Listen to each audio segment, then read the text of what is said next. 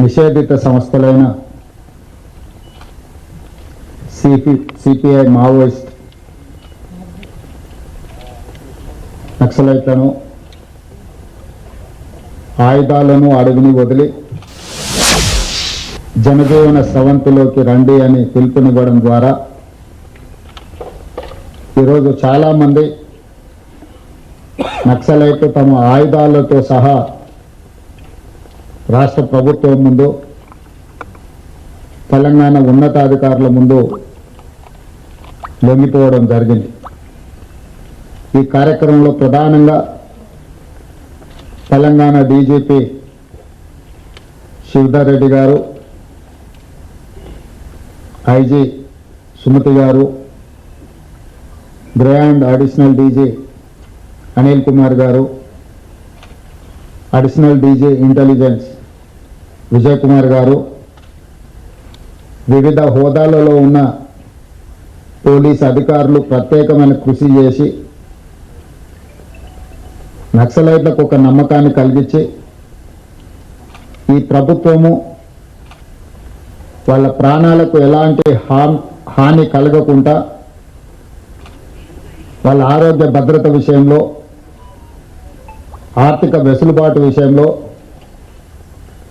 జనజీవన స్రవంతిలో కలిసిన తర్వాత వాళ్లకు జీవించడానికి అవసరమైన వసతులను ఏర్పాటు చేయడంలో ప్రభుత్వం సంపూర్ణంగా సహకరిస్తుంది.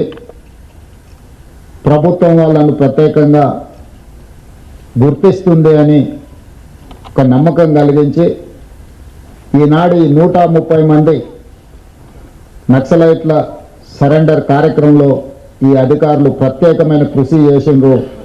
ముఖ్యంగా శివధర్ రెడ్డి గారిని, ఐజీ సుమతి గారిని తెలంగాణ రాష్ట్ర ప్రభుత్వం తరఫున నేను అభినందిస్తున్నా. ప్రపంచంలో ఎక్కడైనా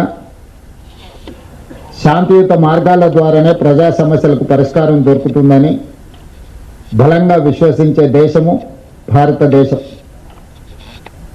రవి అస్తమించని సామ్రాజ్యం ఉన్న బ్రిటిషర్స్కు వ్యతిరేకంగా మహాత్మా గాంధీ గారు శాంతియుతమైన పోరాటం ద్వారా ఒక యుద్ధాన్ని గెలవడమే కాకుండా ఒక దేశానికి స్వతంత్రాన్ని అందించిన గొప్ప చరిత్ర కలిగిన దేశం భారతదేశం. హింసతో,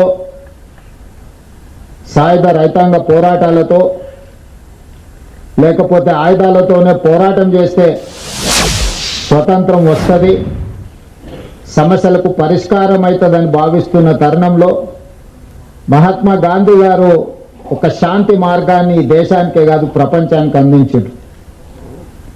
ఎంత పెద్ద సమస్యకైనా చర్చలే పరిష్కారం. దేశంలో ఉన్న ప్రజల మధ్య, జాతుల మధ్యనే కాదు, ఇరు దేశాల మధ్యలో యుద్ధ వాతావరణం కమ్ముకున్నప్పుడు కూడా ఆ దేశాల మధ్య చర్చలు జరిగి శాంతియుతంగా సమస్యల్ని పరిష్కరించుకుంటున్న పరిస్థితులు ఈరోజు ప్రపంచ దేశాలలో మనం చూస్తున్నాం. అణ్వాయుధ సంపత్తి ఉన్న దేశాలు కూడా ఈరోజు చర్చలకు, శాంతికే ప్రాధాన్యత ఇస్తున్న క్రమంలో తెలంగాణ రాష్ట్ర ప్రభుత్వం తరఫున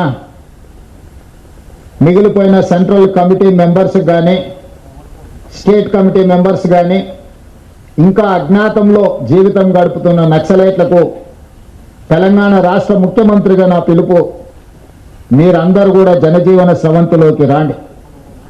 ప్రజలతో మమేకమై ప్రజా సమస్యల్ని ప్రభుత్వం దృష్టికి తీసుకురండి. ఈ ప్రభుత్వం ఉన్నదే ప్రజా సమస్యల్ని పరిష్కరించడానికి, వివిధ సంఘాలు, సంస్థలతో చర్చించడానికి, సంఘాలకు, సంస్థలకు గుర్తింపునివ్వడమే కాకుండా వాళ్ళు చూపించిన సమస్యల్ని, వాళ్ళు లేవనెత్తిన అంశాలని సానుకూలంగా పరిష్కరించడానికి తెలంగాణ రాష్ట్ర ప్రభుత్వం సిద్ధంగా ఉన్నది. అందుకే మొన్న సరెండర్ అయిన దేవ్జీ కావచ్చు, దామోదర్ కావచ్చు, చంద్రన్న కావచ్చు, సుజాతక్క కావచ్చు, రాజిరెడ్డి కావచ్చు, మిగతా వాళ్ళందరూ కూడా సెంట్రల్ కమిటీ మెంబర్స్తో కొద్ది రోజుల క్రితం నేను సుదీర్ఘంగా చర్చలు జరిపిన. వాళ్ళ ఆలోచనను, వాళ్ళ ఆవేదనను రాష్ట్ర ప్రభుత్వం అర్థం చేసుకున్నది. వాళ్ళు కొన్ని ప్రతిపాదనలు తెలంగాణ రాష్ట్ర ప్రభుత్వం ముందుకు తీసుకొచ్చింది. ఈరోజు మేము మిగతా సెంట్రల్ కమిటీ మెంబర్స్తో కానీ గణపతితో సహా ఈరోజు ఇంకా అజ్ఞాతవాసంలో జీవిస్తున్న కీలకమైన నక్సలైట్లకు మేము సమాచారాన్ని చేరవేస్తాము. ప్రభుత్వం సానుకూలంగా స్పందించి వాళ్ళ ప్రాణాలకు ఎలాంటి హాని జరగకుండా వాళ్ళు లేవనెత్తిన సమస్యలను ప్రజాస్వామ్యబద్ధంగా పరిష్కరించడానికి సిద్ధమైతే మేము వాళ్ళకు విజ్ఞప్తి చేసి జైళ్లలో ఉన్న వాళ్ళతో చర్చిస్తాం. అరెస్ట్ అయి అడవిలో అజ్ఞాతవాసంలో ఉన్న వాళ్ళతో కూడా మేము చర్చలు జరిపి ఈ దేశంలో నక్సలైట్ల యొక్క సమస్యల్ని, నక్సలైట్లు ప్రజల కోసం కొట్లాడుతున్న సమస్యల్ని పరిష్కరిస్తామని విశ్వాసం కల్పిస్తే పూర్తి స్థాయిలో సిపిఐ ఎమ్మెల్యేని మేము రద్దు చేసి ప్రజా జీవితంలోకి వస్తాము అని చెప్పి వారు నా ముందు ప్రతిపాదించడం జరిగింది. నేను వారికి సూచన చేసిన, రాష్ట్ర స్థాయిలో మేము చేయగలిగిన అంశాలను మేము పరిష్కరించగలము. ఇందులో కేంద్ర ప్రభుత్వం పాత్ర కూడా ఉన్నది. నక్సలిజం అనేది ఒక తెలంగాణ రాష్ట్రానికే పరిమితం కాలేదు. పక్కనున్న ఆంధ్రప్రదేశ్ కావచ్చు, ఒడిశా కావచ్చు, ఛత్తీస్గఢ్ కావచ్చు, జార్ఖండ్ కావచ్చు, మహారాష్ట్రలో కొంత భాగం, కర్ణాటకలో ఇంకొంత భాగం, వివిధ రాష్ట్రాలలో నక్సలిజం వ్యాపించి ఉన్నది. ఇది జాతీయ సమస్య. కేంద్ర ప్రభుత్వంతో మేము మాట్లాడితే కానీ నేను పూర్తిగా మీకు హామీ ఇవ్వలేను అని చెప్పి సెంట్రల్ కమిటీ మెంబర్స్కు, దేవ్జీ గారికి, వారి మిత్ర బృందానికి నేను చెప్పడం జరిగింది.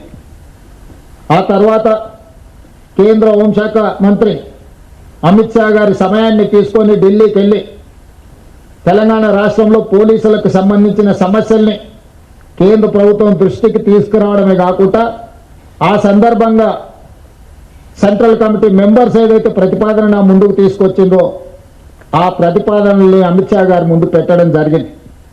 వారితో చర్చల సారాంశం ఆయుధాలు ప్రభుత్వ యంత్రాంగము, ప్రభుత్వం నిర్దేశించిన అధికారుల చేతుల్లోనే ఆయుధాలు ఉండాలి శాంతి భద్రతలను కాపాడడానికి. కానీ ప్రజలు ఎవరు కూడా ఆయుధాలు పట్టుకొని తిరగడానికి వీలు లేదు. ఆయుధాలతో సహా ఎవరు లొంగిపోయినా తెలంగాణ రాష్ట్ర ప్రభుత్వం వాళ్ళకు పునరావాసం కల్పించడానికి కేంద్ర ప్రభుత్వానికి ఎలాంటి అభ్యంతరం లేదు. ఎవరు సరెండర్ అయినా వాళ్ళ ప్రాణాలకు, వాళ్ళ మెరుగైన జీవన విధానానికి మీరు హామీ ఇవ్వండి అని చెప్పి అమిత్ షా గారు నాకు సూచన చేయడం జరిగింది. అమిత్ షా గారితో మాట్లాడిన తర్వాత నక్సలైట్ నాయకులతో, వివిధ హోదాలలో ఉన్న వాళ్ళతో మాట్లాడితే ఈరోజు 130 మంది నక్సలైట్లు ఛత్తీస్గఢ్కు సంబంధించిన వాళ్ళు కావచ్చు, తెలంగాణ కావచ్చు, ఆంధ్రప్రదేశ్కు సంబంధించిన వాళ్ళు ఈరోజు వాళ్ళ చేతుల్లో ఉన్న ఆయుధాలతోటి ఈరోజు వాళ్ళు సరెండర్ అవ్వడం, అందులో 124 అత్యంత ఆధునికమైన ఆయుధాలతో, ముఖ్యంగా 31 AK-47లు, SLRలు, ఇతర అధునాతనమైన ఆయుధాలు, విదేశాలలో తయారైన అధునాతనమైన ఆయుధాలు, 7,000 బుల్లెట్లు, బుల్లెట్ ద్వారానే ప్రజా సమస్యల్ని పరిష్కరిస్తామన్న వాళ్ళు ఈరోజు బ్యాలెట్ ద్వారా ప్రజా సమస్యల్ని పరిష్కరించడానికి ముందుకు వచ్చి ఈరోజు ఇక్కడ ఈ వేదిక ముందున్న 130 మంది నక్సలైట్లు ప్రభుత్వం యొక్క పిలుపు మేరకు ఈరోజు సరెండర్ అవ్వడం జరిగింది. పాత్రికేయ మిత్రులు, ఉన్నతాధికారుల సమక్షంలో వాళ్ళు సరెండర్ చేసిన ఆయుధాలను మీరు చూసి, AK-47 SLR, 303 rifles, 9mm pistols, ఇతర ఆయుధాలు, 7,000 బుల్లెట్లు ఈరోజు సరెండర్ అయ్యే సందర్భంగా వీళ్ళు ప్రభుత్వానికి అప్పచెప్పడం జరిగింది. నాకు తెలిసినంత వరకు దేశంలో ఇంత పెద్ద ఎత్తున ఆయుధాలతో నక్సలైట్లు సరెండర్ అయిన సంఘటన ఇదే అతిపెద్దదని నేను భావిస్తున్నా. మా ప్రభుత్వం 2024 తర్వాత 721 మంది నక్సలైట్లను, దాదాపుగా 250కి పైగా ఆయుధాలను నక్సలైట్లు సరెండర్ అయినప్పుడు ప్రభుత్వానికి అప్పగించడం జరిగింది. సరెండర్ అయిన నక్సలైట్ల చట్ట పరిధిలో వాళ్లకు ఏవేవైతే రివార్డ్స్ ఉన్నాయో, రిహాబిలిటేషన్కు సంబంధించి ప్రభుత్వం ఏదైతే హామీ ఇచ్చిందో వాటన్నిటిని అమలు చేస్తాం. అదేవిధంగా దేవ్జీ, దామోదర్ చంద్రన్న మాట్లాడినప్పుడు మీరు ప్రకటించిన రివార్డు తక్కువ ఉన్నది, మేము జీవితంలో కనీస అవసరాల కోసమైనా మేము జీవితం సాగించాలంటే కొంత అవార్డును పెంచండి, అదేవిధంగా నివసించడానికి ఇల్లు లాంటి వసతులను ఏర్పాటు చేయండి, ఎక్కడైనా అవకాశం ఉంటే వ్యవసాయం చేసుకోవడానికి